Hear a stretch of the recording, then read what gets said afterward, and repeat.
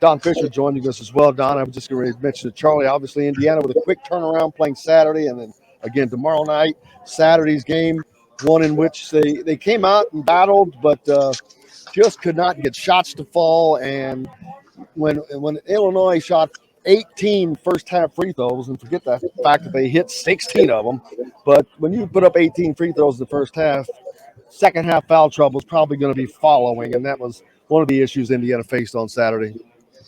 Well, my biggest problem with Saturday was the lack of consistency from the officials in calling the game at both ends of the floor the same right way. off the beginning too, right at the freaking start of that game.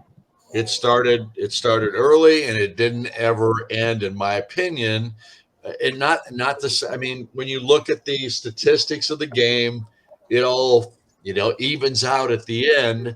But the problem was the game was not called consistently at both ends of the floor, in my opinion. And again, I'm a biased guy from the standpoint that I've been doing Indiana for 49 years, and I'm obviously rooting for Indiana to get a win. But at the same time, if you look at it objectively, and I went back and looked at some of the video of that ball game, and I went, you got to be kidding.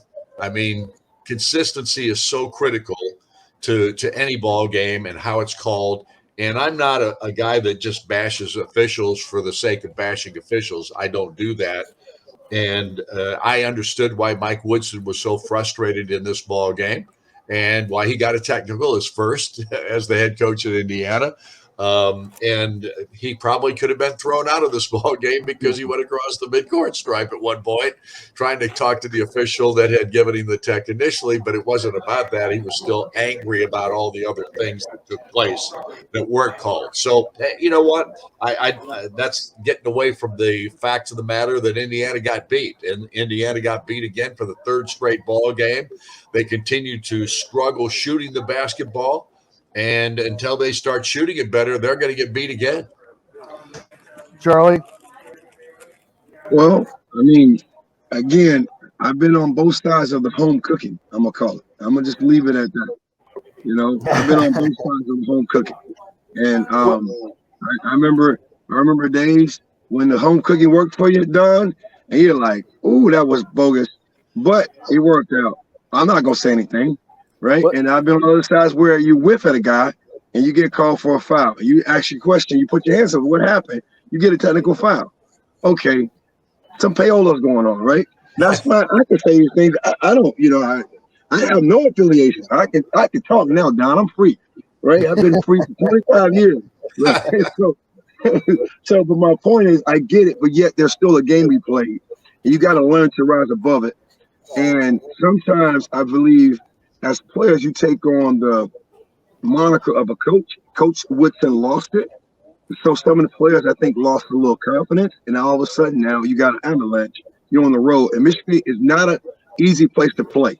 That's not an easy place to play. And you're coming in with too much drama from your misbehavior, your character judgment that people are going to ride.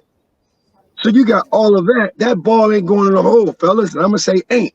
It is what it is. You got a lot going on in that locker room right now. You have a lot going on when you face on the road. And now this is the best teacher ever, called experience. You lost 3. You got to get it right now. You got to figure it out. And I think the experience, they will learn just in time. And that's what I hope shows up tomorrow. Go ahead, Don. I think, Charlie, you're absolutely right. You've got to be able to overcome now. Yeah. You can't go into ball games feeling sorry for yourself. You can't go into ball games lamenting what has just happened this past week with the rule breaking and the suspensions and all those kinds of things. You're past that at this point. You've reinstated the players. The players have been reinstated. They played on Saturday. Indiana didn't win. They didn't shoot the ball worth a nickel at the free throw line, from 3-point line, or inside. You've got to get a couple of guys that have been keys to this ball club all season long back on track again. And we're talking about primarily Trace Jackson Davis, who has shot it very poorly now for 3 straight ball games. He has got to get back on track, and a shooter that hits 60% of his shots, generally speaking, Right. and most of them coming inside 10 feet of the basket. He's got to get back on track. There's no question about that. So this team needs to understand this is all on them at this point. They've got to turn this thing around. It's the coaches can only do so much. They can't play the game. They can't execute the plays. This is on players now, and they need to look in the mirror and decide what they want to have happen here the rest of this season. Charlie, I wonder in the game Saturday Indiana they were kind of chippy, which I don't mind that, but it just seemed there was a lot of jawing going on, and I know that after one Parker Stewart 3 that he made, he blows a kiss to the crowd, and then he goes, 1 of 6 from the free throw line. I'm wondering, is the focus there for these guys? They need to be focused on what they're doing and not worrying about blowing kisses to opponent's crowd when you're not doing all the things you need to do. And I'm not picking on just Parker Stewart. That's an example. They just seem to be a lot more mouthy in this game than I've seen them prior to this.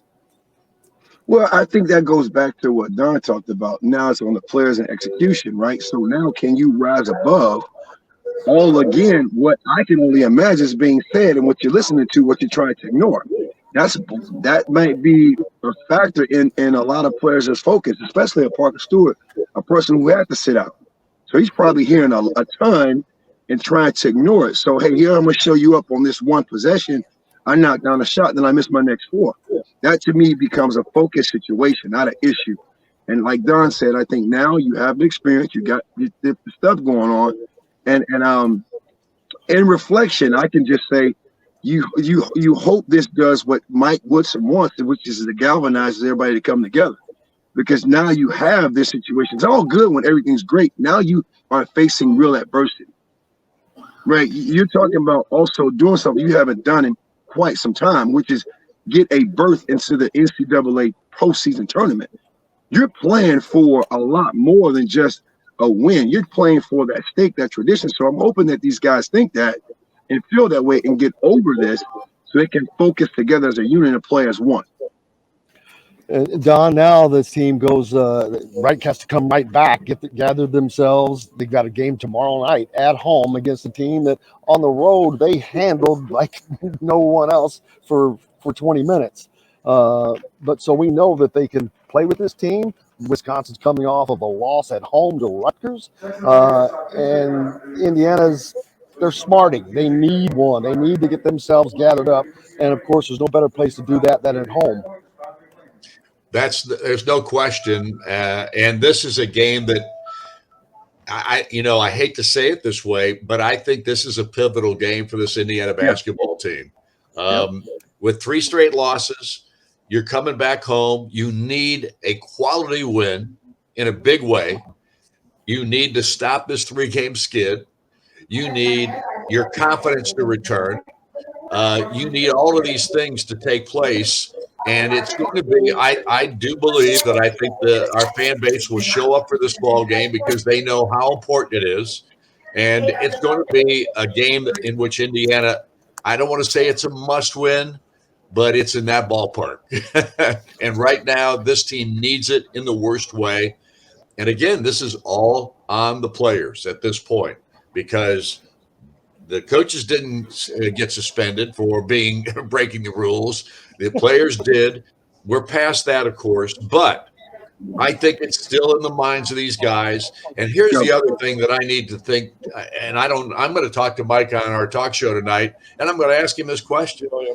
Have you told your players to get off of social media? Well, have you told these guys to not look at anything on your telephones for the next a month or whatever it is? Just to get off of this thing. Stop looking at what fans are saying.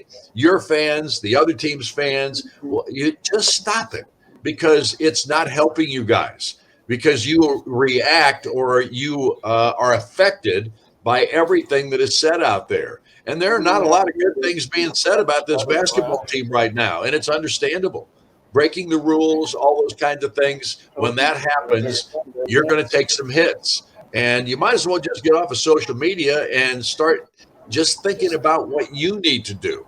and what you have to do to get this thing turned around. Because if you don't do that and you're affected by all these other outside interests and all these other people talking about you, you're not going to get back to where you need to be from a mental standpoint. Man, I got something to say on that. I just want to say, thank God that did not exist when I played. When I went to a Sweet 16 game, guys, when we played Syracuse and Washington, D.C., and I just sat in a general section and I heard the fans, and I was like, wow. I got to put some earplugs in. It was crazy. I was like, I can only imagine one thing when you're doing well, when you're not doing well. And that's what I see. Nothing against these guys, but it's like too much of that. Right. And when it's great, you love to hear the puff up. But when it's not, that takes you down. You don't realize how much that wears on you. Because now you're trying to ignore it. Now you're trying to act like you're passive aggressive. I didn't hear that. I don't care about that. Yes, you do. Yes, you do. It's too much of it. Right. And again, like you said, the outside interest. We need an inside focus on what happened last play. Let's get back to feeding our big dog. Let's get back to playing inside out.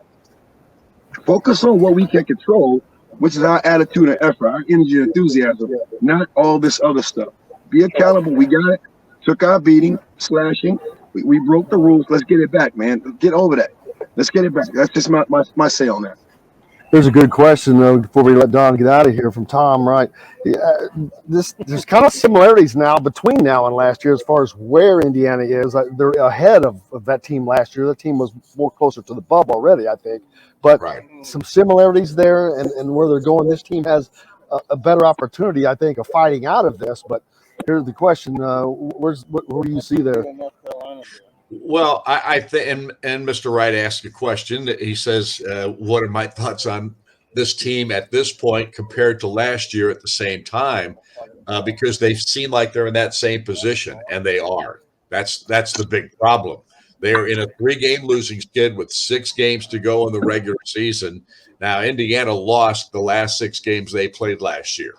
And that's the mental side of things right now for this basketball team, because Trace Jackson Davis and Race Thompson and Rob Finney and the guys that were here last year all went through this. And they went through this 6-game stretch at the end of the season last year in which they couldn't get it done.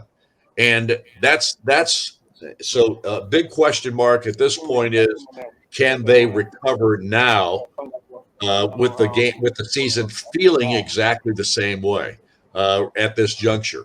And honestly, that's the question that we're going to find out, because again, it becomes a mental thing. That's why I say get off of social media, because that's not helping you in any way, shape, or form. Whether it's people talking about how great you are or how bad you are, it doesn't help you. Start thinking about your basketball teammates and your coaches and the people who matter here. These are the people you need to listen to. And you got to be strong, and you've got to be strong on your own. You can't rely on others. It's up to you at this juncture. So to pull out of this thing, this game with Wisconsin is huge, absolutely huge.